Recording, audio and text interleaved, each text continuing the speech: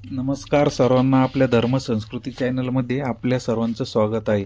तर बघा, नवरात्रीचा उत्सव चालू आहे. सर्वांच्या घरात घटस्थापना झालीच असन. सर्वांनी दररोज देवीचे स्तोत्र अवश्य वाचावे. त्यामध्ये जसं दुर्गा सप्तशतीला पाठ आहे, न संजमत सप्तश्लोकी दुर्गा सप्तशती, किंवा आपण महालक्ष्मी अष्टक वाचू शकतो, सिंध कुंजिका स्तोत्र आहे, त्याच्यानंतर दुर्गा देवी स्तोत्र आहे. अशी विविध प्रकारचे देवीचे स्तोत्र आपण सर्वजण वाचू शकतो. पण आज या नवरात्रीच्या कालामध्ये एक 5वा दिवस अतिमहत्वाचा तो परवाच्या दिवशी येत आहे. त्याला ललिता पंचमी असे म्हटले जातात. तर ही ललिता पंचमी म्हणजे या ललिता देवी नेमकं कोणती व त्याविषयी आपण थोडक्यात माहिती बघू. आणि ह्या पंचमीच्या दिवशी नेमकं पूजा काय करायची आपण हे पण या व्हिडिओच्या माध्यमातून समजून घेऊ. तर सर्वप्रथम ललिता देवी नेमकं कोण आहे हे आपण समजून घेऊ. तर ललिता देवी म्हणजे ज्या दशमहाविद्या आहे, दशमहाविद्यामध्ये 2 प्रकार पडतात, एक श्रीकुल आणि एक कालीकुल. तर श्रीकुलाची जी मेन दैवत आहे, जी आपण 3 नंबरची महाविद्या म्हणतो, ती शिवडशी महाविद्या म्हणजेच राजराजेश्वरी ललिता देवी माता. ज्या देवीच्या हातेमध्ये तिला 4 हात आहे, त्याच्यामध्ये एका हातामध्ये ऊस आहे. आणि ही देवी शंकर भगवानाच्या आसनावर विराजित आहे. सर्व देव तिचे म्हणजे सेवा करण्यासाठी तत्पर असतात. तर हा इतिहास खूप मोठा आहे. फक्त देवीची थोडक्यात स्वरूपाने माहिती दिली. तर या देवीचं प्रकटीकरण कसं झालं तर बघा, स्कंद पुराणामध्ये ही कथा आलेली. ज्यावेळेस अग्निकुंडामध्ये सतीने दक्षाच्या अग्निकुंडामध्ये आपल्या प्राणाची आहुती दिली होती, त्याच्यानंतर बघा जे भगवान शंकर आहे हे डायरेक्ट तपश्चर्याला बसून गेले.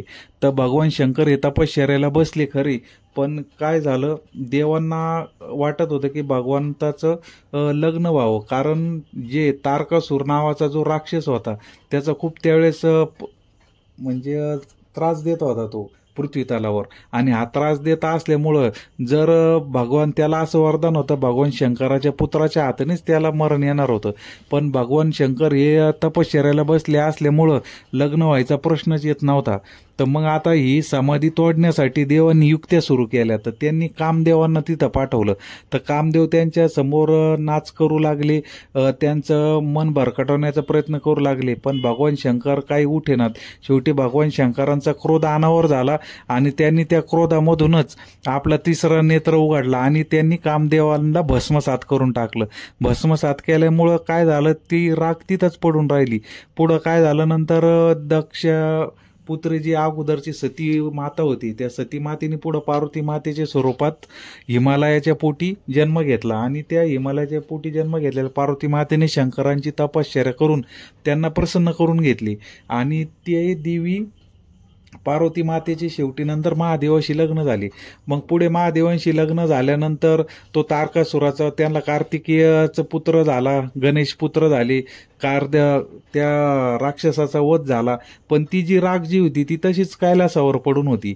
मग नंतर काय झालं, गणपती आपले छोटे असताना ते खेळत खेळत त्या राखेजवळ गेले.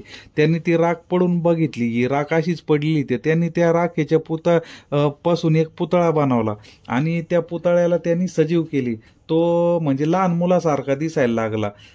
पण काय होतं, जेव्हा महादेवाच्या राग म्हणजे क्रोधातून तो निर्माण झालेला असल्यामुळं तो खूप क्रोधिष्ट दिसत होता. म्हणून गणपती बाप्पांनी त्यांना तपश्चर्याला बसवलं. तर ते खूप अधिकच उग्र दिसत गेले. आणि हे पाहून ब्रह्मदेवाच्या तोंडून भंड असे शब्द निघाले. मग हेच हा भंडासूर. मग आता हा भंडासुराला पुन्हा महादेवांनी वरदान दिलं आणि तो उग्र तप केल्यामुळं तो खूप पुन्हा त्रास देऊ लागला. शोनीपूरला त्यांनी आपली राजधानी बसवली होती, पण तो कोणत्याच देवांना ऐकत नसल्यामुळं तो देवांना त्रास देऊ लागला. शेवटी पुन्हा नारद मुनींनी देवेंद्रांना सांगितले की तुम्ही या पराशक्तीची देवी आहे, जिच्यामुळं सर्व हे ब्रह्मांड चालतंय, त्या देवीला तुम्ही प्रसन्न करून घ्या. तेव्हा आता या देवीच्या प्रकटीकरणाच्या कथा भरपूर आहेत. पण आत्ताच्या ललिता पंचमीच्या हिशोबाने तुम्हाला ही कथा सांगतो. इंद्राने जेव्हा यज्ञ केला, त्या यज्ञामधून जी देवी प्रकट झाली तीच ही ललिता देवी. मग ही ललिता देवी ज्यावेळेस प्रकट झाली त्या यज्ञामधून, तेव्हा तिने सांगितलं, देवांना विचारलं मला का बरं बोलावलंय. तर त्यावेळेस या देवीला सर्व देवांनी सांगितलं की हा जो भांडासूर आहे, हा भांडासूर खूप त्रास देत आहे, त्याचा वध होत नाही आणि आम्हाला पुन्हा आमचं वैभव प्राप्त करून द्यावा असं देवीला सांगितलं. मग देवीला असं सांगितल्यानंतर भांडासुराच्या त्रासाबद्दल सांगतात देवीने त्याचे नाश करण्याचे आश्वासन दिले. मग ललिता देवानी भांडासूर दैत्याबरोबर 4 दिवस हे घनघोर युद्ध केले होते आणि 5व्या दिवशी भांडासुराला आणि बाकीचे जे बरोबरचे जे सर्व दैत्य होते त्या सर्व दैत्यांना देवी ललिता देवींनी मारली. तोच हा ललिता पंचमीचा दिवस. आता बरेच जण म्हणतात ललिता पंचमीच्या दिवशी ललिता मातेचा जन्मदिवस आहे, असं नाहीये. ललिता पंचमीच्या दिवशी त्यांनी भांडासुराचा वध केलेला आहे, म्हणून हे 4 दिवस युद्ध आणि 5व्या दिवशी त्याचा वध, अशी ललिता पंचमी. तर ही जी ललिता देवी हिचं म्हणजे आख्यान खूप मोठं आहे. ललिता देवी नेमकं काय, हिचं प्राकट्यकरण कसं झालेलं आहे हे आपण आत्ता सांगितलेलं आहे. तर मग नेमकं या पंचमीच्या दिवशी नेमकं काय करायचं आहे सर्वात महत्वाचं. तर या दिवशी आपण या देवीची पूजा करत असताना चौरंग सजवून त्याला आपण 4 केळीचे पानं लावा. म्हणजे सत्यनारायण पूजा जसं करतो तसंच या देवीचं व्रत करायचं आहे आपल्याला. 1 दिवस एका व्हायना, ज्यांनी उपास धरले नसेल त्यांनी या पंचमीचं व्रत करा 1 दिवसाचं तरी. आणि या दिवशी काय करायचं, 4 नारळाचे खोडं आपले आणून 4 केळीच्या पानं किंवा खोडं आणून कर्दळीचे ते चौरंगाला लावायचे आणि चौरंग साजवायचा आहे. आणि मध्यभागी देवी ललिता मातेचं चित्र ठेवायचं आहे. आणि कोणाच्या घरामध्ये जर श्रीयंत्र असेल तर ते श्रीयंत्र पूजेमध्ये मांडायचं आहे. आणि हे श्रीयंत्र पूजेमध्ये मांडून या देवीची पूजा करायची. तर पूजा कशी करायची, पंचोपचार प्रमाणे आपली गंध, अक्षदा, फूल, नैवेद्य. या देवीला नैवेद्य जर म्हणलं तर ड्रायफ्रूटचा नैवेद्य, काळे मनुके जर असेल तर खूप आवडता या देवीचा नैवेद्य असतो. तर हे ड्रायफ्रूटचा नैवेद्य दाखवायचा, देवीची पंचोपचार पूजा करायची आणि ललिता सहस्रनाम वाचायचं. तर ललिता सहस्रनाम नेमकं काय आहे, तर आता हा व्हिडिओ खूप मोठा होत चालला आहे, पण तरी पण थोडक्यात सांगतो. ललिता सहस्रनाम मध्ये या देवीचं आख्यान आहे. तर हे ललिता सहस्रनाम जे आहे ते हयग्रीव जे विष्णू भगवंताचे अवतार आहे, या विष्णू भगवंताच्या अवतारातील हयग्रीवांनी अगस्त्य ऋषींना हे सांगितलेलं आहे ललिता सहस्रनाम. तर ते हे 3 टप्प्यामध्ये आहे. त्याचे पूर्ण जर म्हणलं तर 320 श्लोक आहे. पहिल्या श्लोकामध्ये म्हणजे का बरं सहस्रनाम सांगायचंय ते सांगितलंय. दुसऱ्या टप्प्यामध्ये 183 जे श्लोक आहे ते सहस्रनामाचे, आणि शेवटच्या टप्प्यामधले 87 जे श्लोक आहे ते फलश्रुती आहे. ते या फलश्रुतीवर पण आपण एक सेपरेट व्हिडिओ बनवू. असं 320 श्लोकाचं हे स्तोत्र आहे. तर याच्यामध्ये पूर्ण देवीचं आख्यान सांगितलेलं आहे ललिता सहस्रनाममध्ये. हे सहस्रनाम तुम्ही अवश्य पाठ करा, ललिता सहस्रनाम.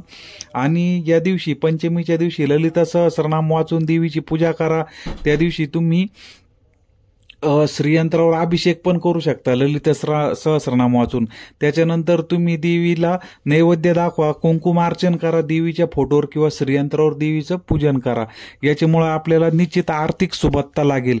कारण लक्ष्मी देवी ही ललिता देवीच्या सेवेसाठी तत्पर असते. म्हणजे लक्ष्मी देवी आणि ललिता देवी ह्या वेगवेगळ्या आहेत. आपण श्रीयंत्राची सेवा लक्ष्मी प्राप्तीसाठी करतो, पण हे जे श्रीयंत्र आहे हे ललिता देवीचं घर आहे. आता हे खूप गुप्त माहिती आहे, आपण पुढं याच आठवड्यामध्ये त्याच्यावर व्हिडिओ बनवू. ती माहिती तुम्हाला मी पूर्ण सांगेल. पण आता फक्त ललिता पंचमीच्या निमित्त ललिता देवी कोण आहे, तिचं जन्म कसा झाला किंवा तिचं कार्य काय आहे आपण थोडक्यात बघितलं. आणि ललिता पंचमीच्या दिवशी नेमकं काय पूजा करायची हे तुम्हाला मी थोडक्यात सांगितलंय. याच्यानंतरच्या पुढच्या व्हिडिओमध्ये ललिता सहस्रनामामध्ये नेमकं काय काय आहे आणि ललिता सहस्रनाम वाचल्यानंतर काय होतं हे पण आपण याचा एक सेपरेट व्हिडिओ बनवू. तर सर्वांनी ललिता पंचमीची पूजा आपल्या घरामध्ये अवश्य करा. आणि 1 दिवस ज्यांना कोणाला उपवास नसेल त्या दिवशी 1 दिवसाचा का होईना त्या देवीच्या नावाने उपवास करा तुम्ही आणि घरामध्ये आपल्या पूजा करा. तर हा व्हिडिओ जास्तीत जास्त लोकांना पाठवा, कारण खूप महत्त्वाचा व्हिडिओ आहे. आपल्या तुम्हाला कायम सांगत असतो थोडक्या भाषेमध्ये, पण जी समजेल त्या भाषेमध्ये मी व्हिडिओ सांगत असतो. तर तुम्ही ही माहिती अवश्य ऐका, दुसऱ्यांना पण सांगा आणि घरामध्ये या देवीची सेवा करा. व्हिडिओ खूप मोठा झाला आहे, पण सर्वांनी अवश्य हा व्हिडिओ ऐका. पुढील व्हिडिओमध्ये भेटू. तोपर्यंत सर्वांना धन्यवाद.